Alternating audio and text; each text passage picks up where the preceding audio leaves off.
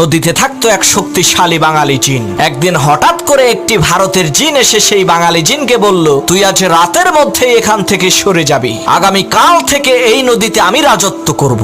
ভারতের জিনের এই ধমকি শুনে বাঙালি জিনটি একটি জেলের কাছে গিয়ে বলল, ভাই তুমি যে এই নদীতে মাছ ধরো, আজ পর্যন্ত আমি কি তোমাকে কোনো কষ্ট দিয়েছি? জেলে বলল, না তা তো দেন নাই। তখন সেই বাঙালি জিন বলল, তাহলে আজ রাতে তুমি আমাকে একটু সাহায্য করবা, আমি ভারতের এক জিনের সাথে লড়াই করব। তখন আমি তোমাকে ডাক দিয়ে বলবো, বড় ভাই আপনি আসেন। তুমি তখন বলবা, ওরে ধর আমি আসতেছি। জেলে বলল, ঠিক আছে। কথা অনুযায়ী রাতের বেলা বাঙালি জিন আর ভারতের জিনের মধ্যে তুমুল লড়াই শুরু হয়ে গেল।